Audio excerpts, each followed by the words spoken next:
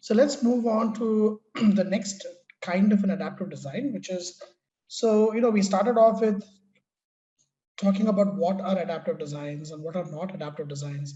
We saw an example of an adaptive design, in early phase where, you wanted to figure out what the next dose level should be, right? And then we saw an example of adaptive randomization. Now we are moving to the seamless, as I said, we spoke about how you have clinical trial phase 1, phase 2, phase 3. And phase 2 was where you were going to really finalize what your dose was going to be. But these days, as we said, what people like to do is to see if we can merge the phase 2 and the phase 3 component. And they call it a seamless phase 2, phase 3 study, right? And so here, what is the difference between seamless design? A seamless design is one which combines, things into one trial, which are typically addressed in different trials. Yeah. And what is an adaptive seamless? Is where we use data from the patients who are enrolled before to do this, merging of the two kinds of studies, right? And that's called an inferentially or adaptive seamless design. Okay. So normally what we do is that we do this in two stages. That first we figure out what are the possible different dose levels. And let's say we finally arrive at 2 or 3 different dose levels, and we say which should be the dose level that we go ahead with, or which 1 or 2 dose levels should we go ahead with. And then in the phase 3, we actually do that, the phase 3 with just those 1 or 2 doses. Yeah. But sometimes you want to try and push these two together. So let's say this is how you have it. Okay.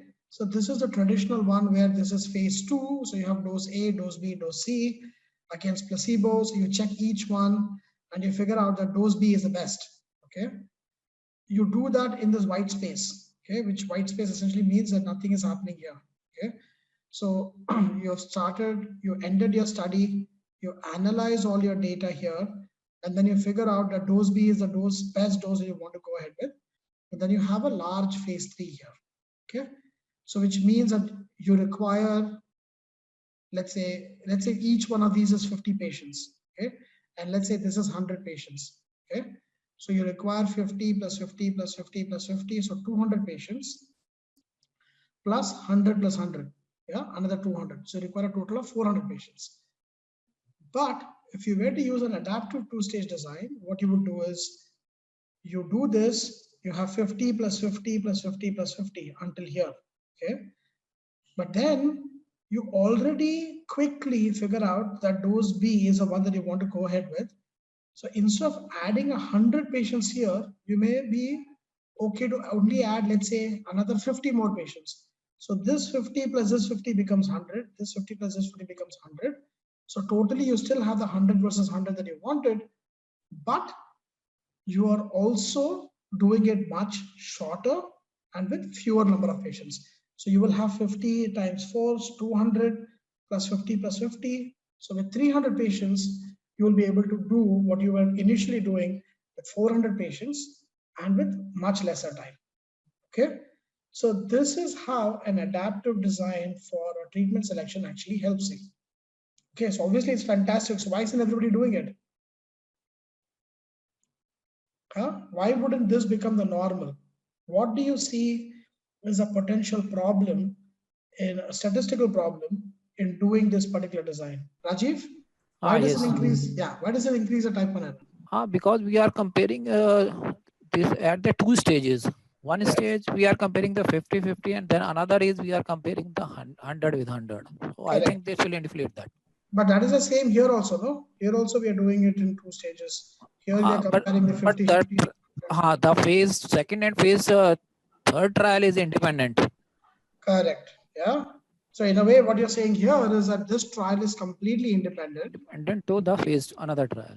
Correct. So which means that these 100 patients have nothing to do with these. Yeah? Yes.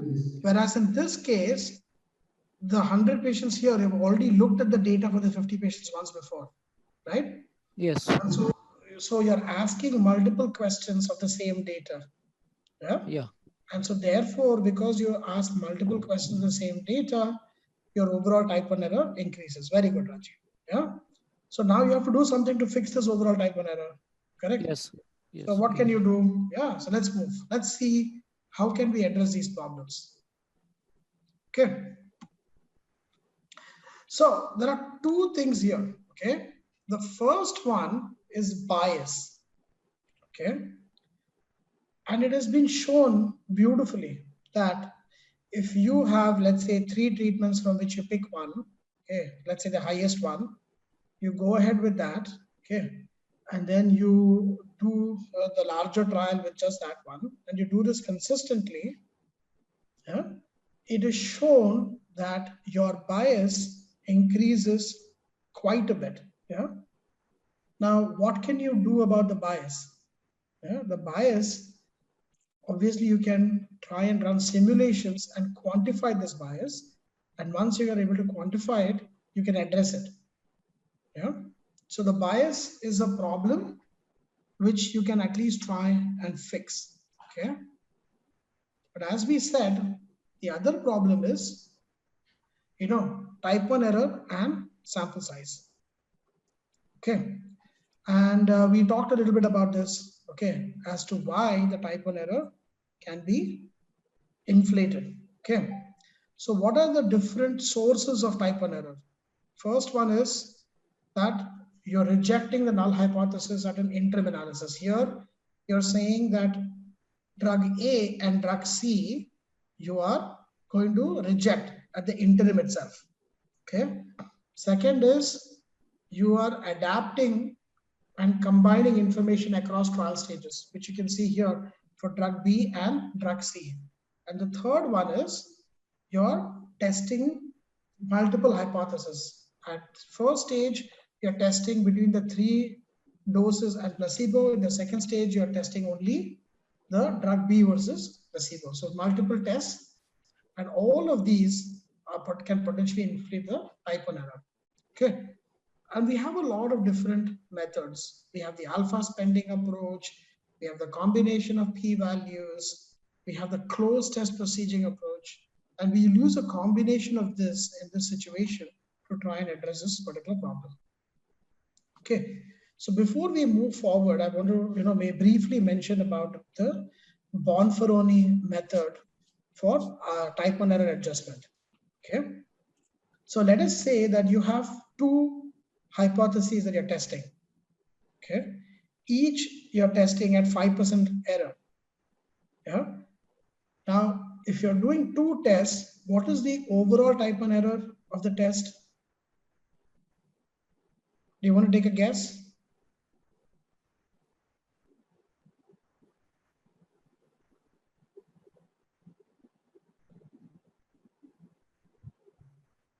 So for example, I have a drug, and the drug does 2 things. Okay. One is that the drug can help me reduce my weight, so it helps in weight loss,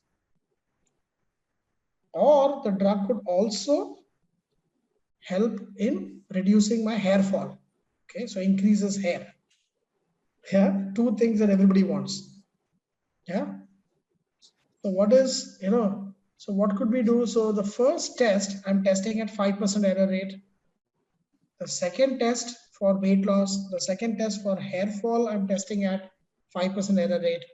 So if I were to put both of these things together, and I say that I will claim that my drug is good, is successful, if I win on either weight loss or on hair fall, what is the overall type 1 error for this experiment? Yeah, so one could be if they are completely independent, one of the answers is that is about 0.0975. Yeah, so which is close to 0.1. Yeah, so roughly speaking, and this is if they are independent, right? If they're dependent, of course, it's harder to calculate because you don't know what the dependent structure is, what the correlation is. Okay, but let us assume that they're independent. Then you would say that the chance of making an error in the first is 0.05. So the chance of not making an error is 0.95. The chance of not making an error in the second is 0.95. Yeah. I have to make sure that I don't make an error in either. So it's 0.95 times 0.95. Yeah. Which is how much ever that is, right? And then I do 1 minus that. So I end up with 0.0975. Okay, so this or close to 0.1. So if I'm doing 2 tests, it's close to 0.1.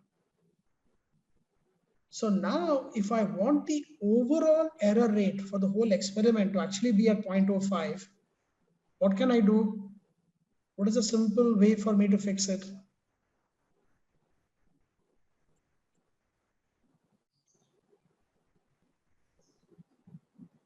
The overall experiment-wise error rate now is 0.1 when I do 2 of them, right? Each one at 0.05.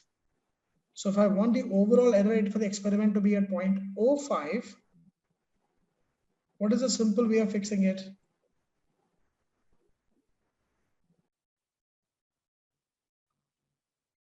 I can do each test at 0.025, correct?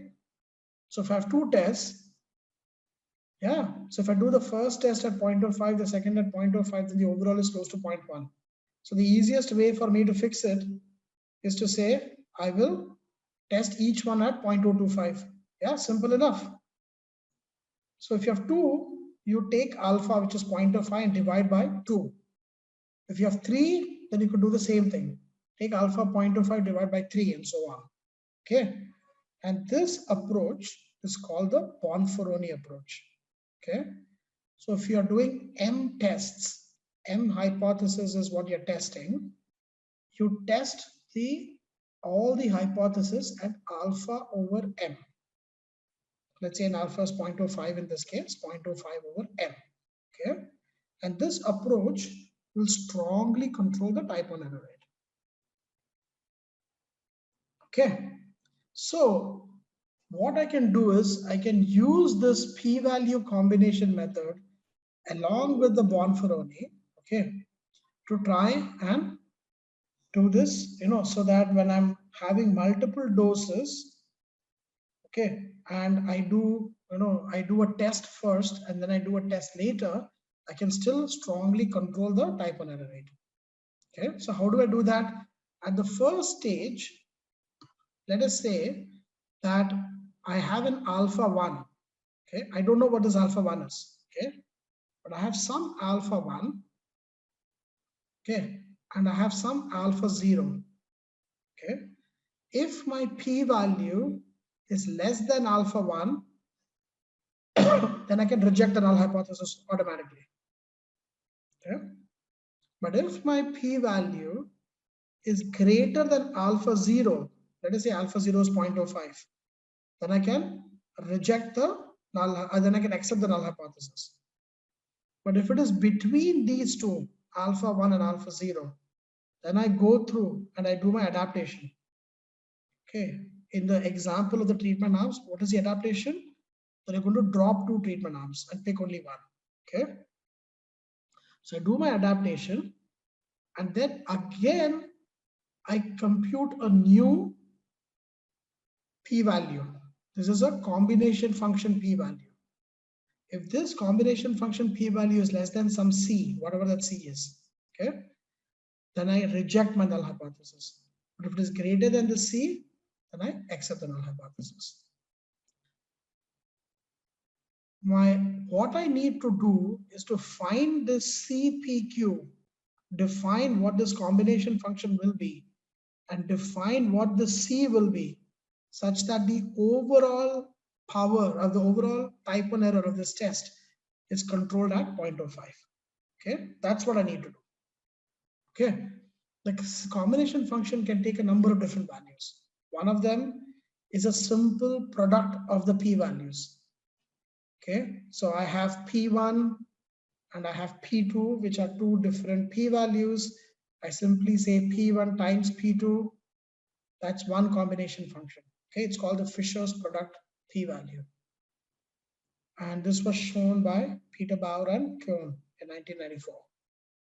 Okay, another way of combining these p-values is to say that I will use the inverse normal method. What is the inverse normal? Phi inverse. Phi is the probability mass function for the normal distribution. Okay, so I want to say phi inverse of 1 minus p1. Okay, but I want to weight it. What do I weight it by? The square root of the ratio of the sample sizes. Okay, N1 is the sample size for the first stage, N2 is the sample size for the second stage. So N1 over N1 plus N2 is the weight for the first stage, and N2 over N1 plus N2 is the weight for the second stage, which is the same as 1 minus W. Okay, so I can take square root of W, phi inverse of this function, plus 1 minus W, square root of that, phi inverse of the second P value. This combination follows a normal distribution with 0, 1. Okay, and this is actually used a lot, this particular combination P value. So when we get to group sequential designs and so on, this is a combination value that is used when we do the group sequential designs. Okay, make sense? Yeah, good. So now, to be able to use this though, I need to also have to be able to manage, so I can't just combine these two. So supposing I have two hypotheses, H1 and H2, right? In this case, what do we have the two hypotheses? What did I say? For example, weight loss and balding, okay? Or I could have two dose levels, dose level 1 and dose level 2, okay?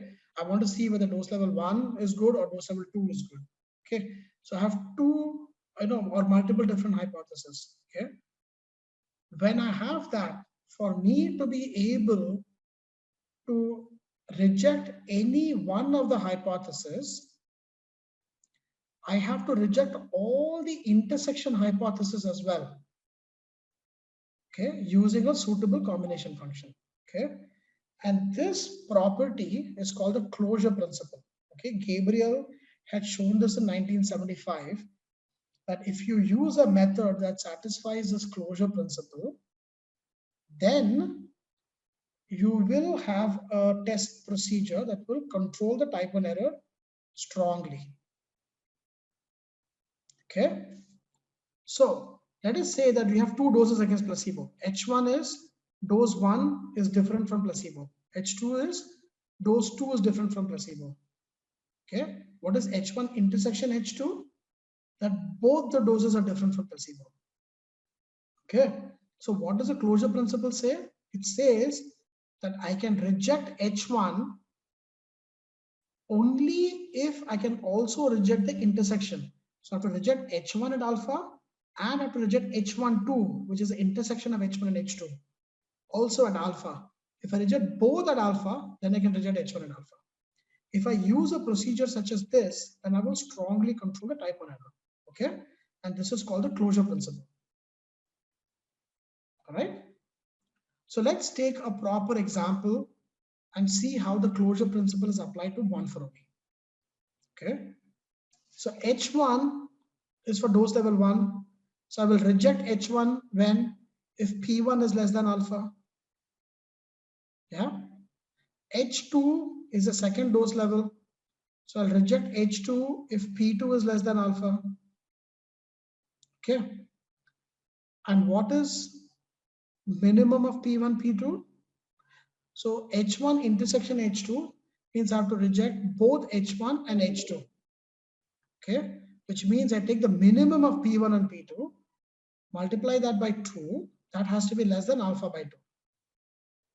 Okay, and so this means that the minimum of P1 or P2 is less than alpha by 2. And that is exactly the same as a Bonferroni. Yeah, makes sense? So I will be able to reject H1 only if the minimum of P1 and P2 is less than alpha by 2. And because you have two tests here, right? P1 and P2. I'm taking the minimum of that, and that has to be less than alpha by 2. And also if P1 itself is less than alpha, because I have only one test here. So I have to divide by the number of tests. Yes, makes sense? So this is how the closure principle is applied to Bonferroni. Okay. Now let us say that this is what happens in stage 1. Okay. Now in stage 2, what happens is that we drop the second arm, arm 2. Okay. So this is the second stage where I am retaining H2. Okay. So in the second stage, I still expect P1 to be less than alpha.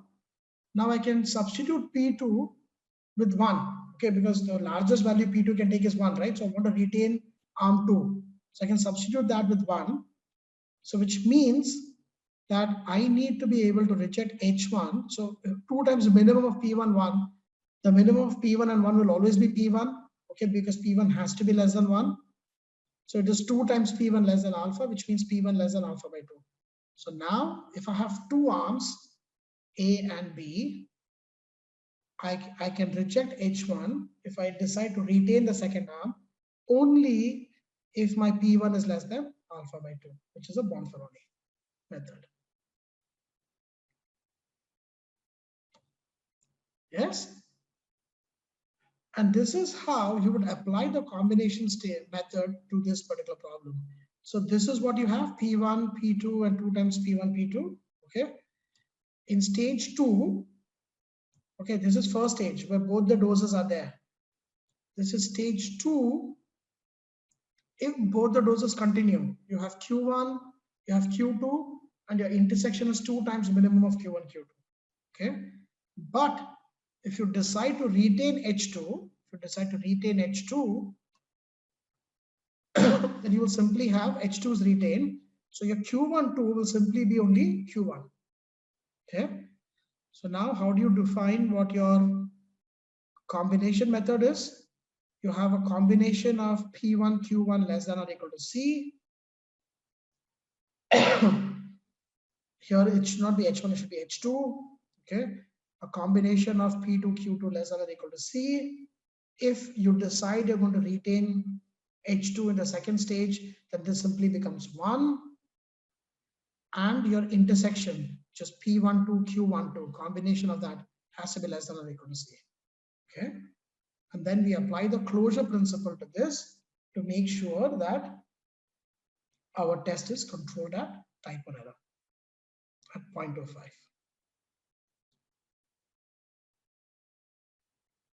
Okay, good. So I know that was a little complicated, but let's do an example. Okay, so we're going to do a dose finding with 2 doses and 1 control. Okay, the stage 1 sample sizes are 75 and the second stage sample size is also 75. Okay, so both the stages have equal sample size. There are 2 hypotheses to be tested for each of the doses.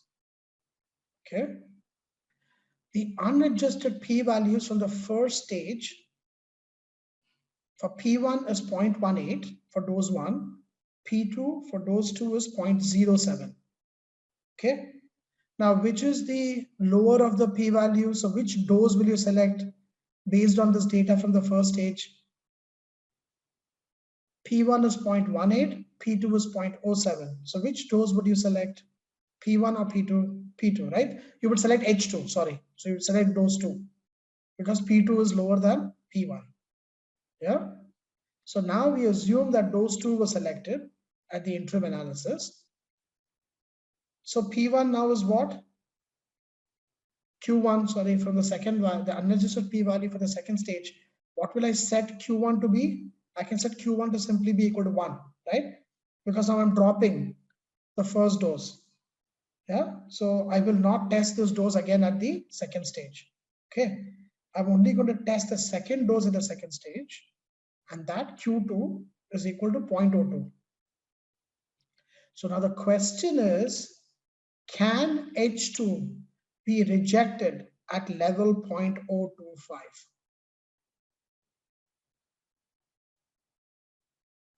What is your guess? Yes or no?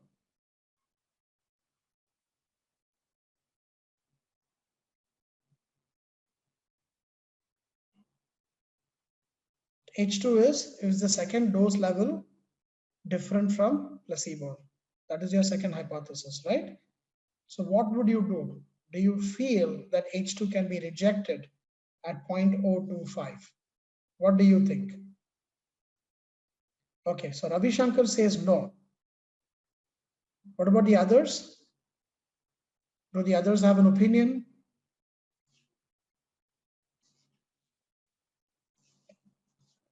Come on, guys, it's simple, no? You can either say yes or you can say no.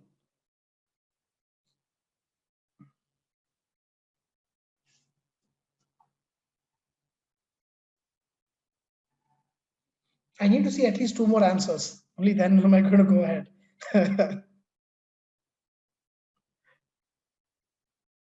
Okay, Raji also says no. Oh my God.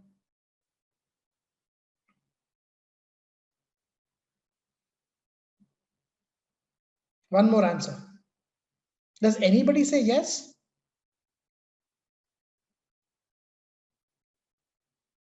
Ah, Abhinava says yes. Okay. Okay, so let's hear from one person who said yes and one person who said no. Okay, so Ravi, since you said no first, let's hear from you. Can we unmute Ravi? Ravi Shankaran?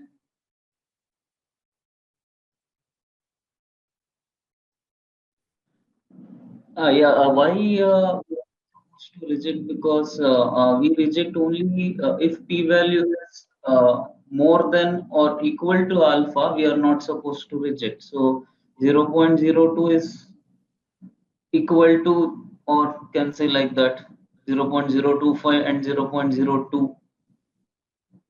Yeah, but 0.02 is less than 0.025, no?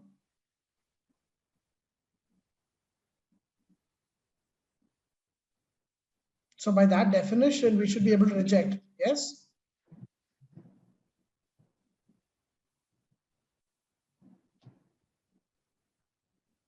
Yeah, good. Okay, so that's one thought. Avinaba, let's hear from you. Can we unmute Avinaba? And can you tell me why you think it is okay to reject H2?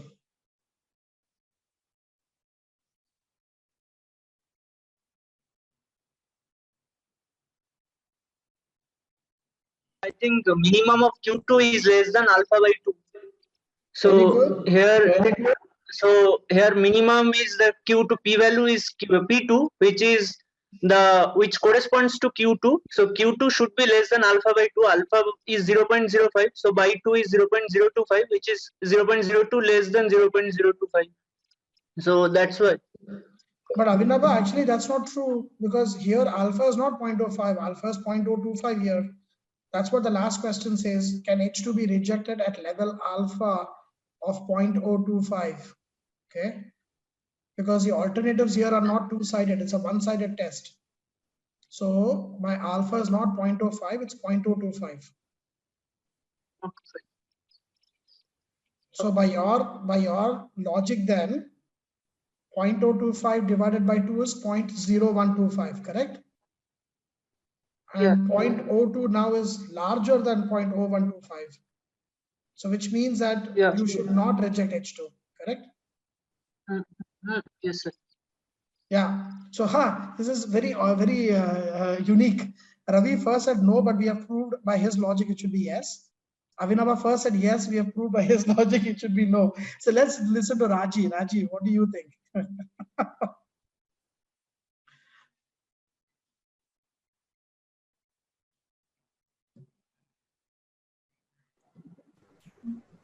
Rajeshri can speak now. Rajeshri can speak now.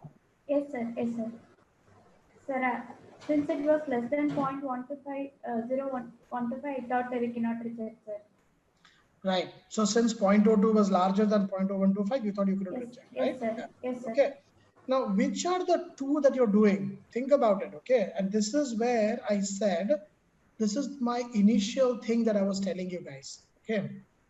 Now, let us think about it carefully. In the second stage, do I actually have arm 1?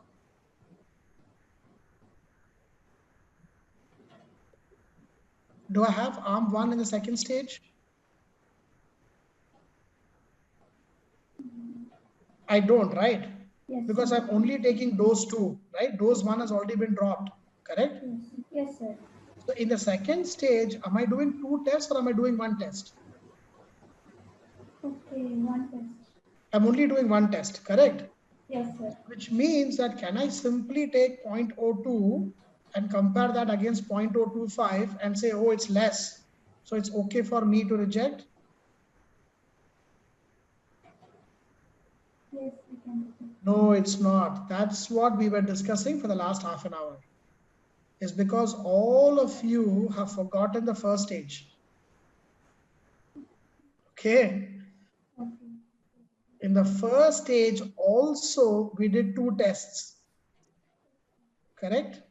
Yes, sir. The first stage, we did a test for dose 1 and dose 2. We got P1 of 0.18 and a P2 of 0.07, okay? Yes, sir. And then in the second stage, we did a third with just dose 2 versus placebo. And for that, we got a value of 0.02, yeah?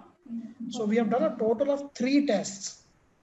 So should we now take 0.025 divided by 3, okay, whatever that comes out to be 0.008, and now say that because I've done 3 tests, 0.008, 0.02 is larger than 0.008, so therefore I will accept.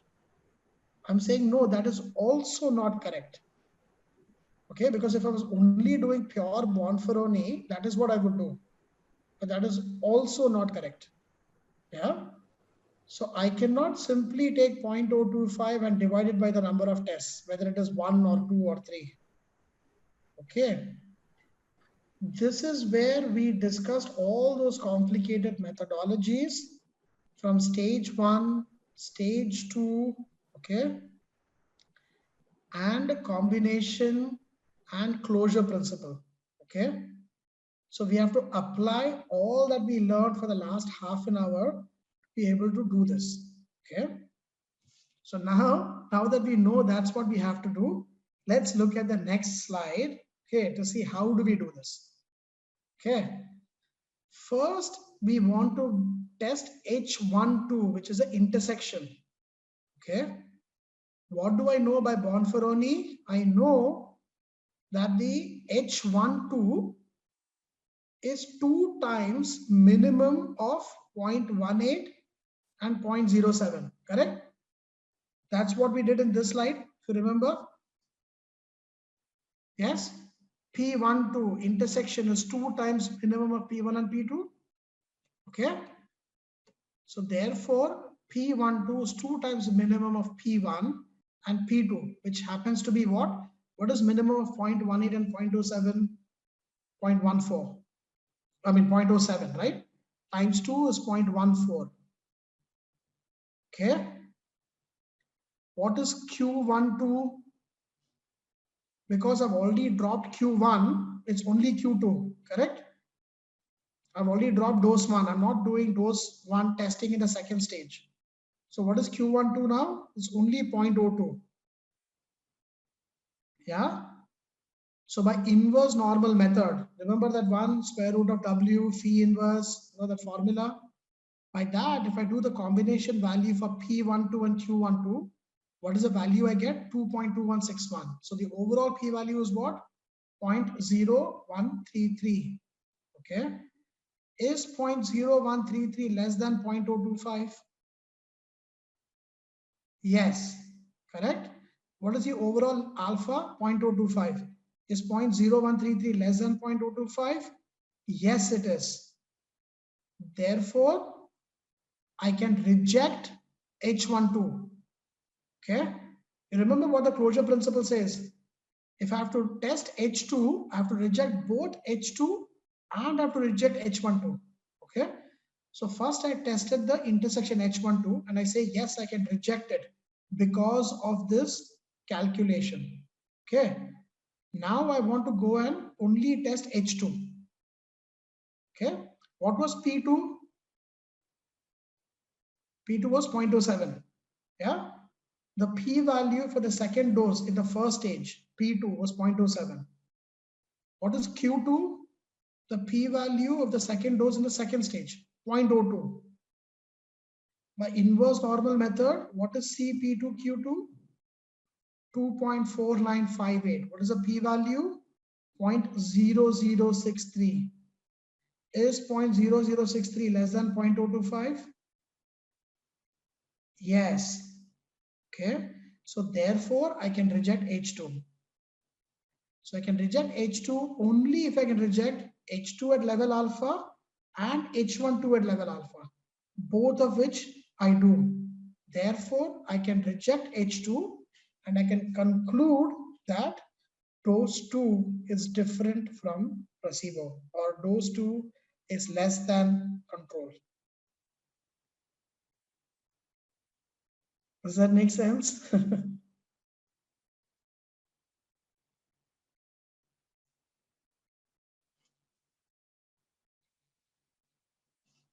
So adaptive designs, when you do treatment selection, is not trivial. It's not very easy. It's not simply to say, I will divide it by the number of hypothesis testing I'm doing. Yeah, you can't do it that way. You have to be able to use the concept of combination tests, multi-stage p-values, and the closure principle to be able to show that you can test, one of the doses when some of the doses are dropped at the interim.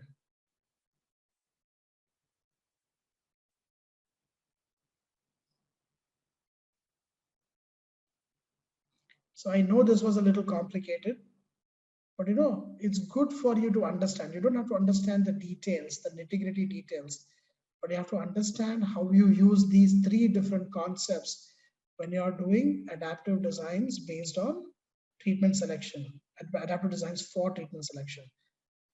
So I want to stop here for a couple of minutes and see if there are any questions that I can help address. Is something still not very clear?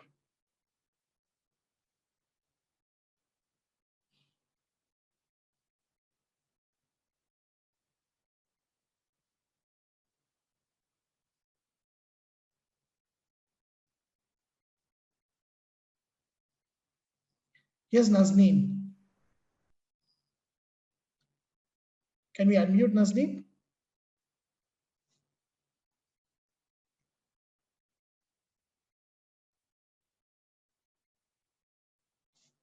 Am I audible? Yes. To me, thank you for a very good discussion and analysis. It was enlightening. I'm a little confused about the variability, control of variability and confounding. There'll be other factors that will be confounding and that can come into the analysis. And then the results can be biased. No. So Nazneen, yes, Nazneen, it doesn't. No, in this case, you will take care of all of that when you actually get your p-value, right? So I have not told you how to get the p-value, right? So the p-value can be through a simple t-test, or the p-value could be through a regression or a logistic regression or an ANOVA or anything which takes care of whatever other variables you want.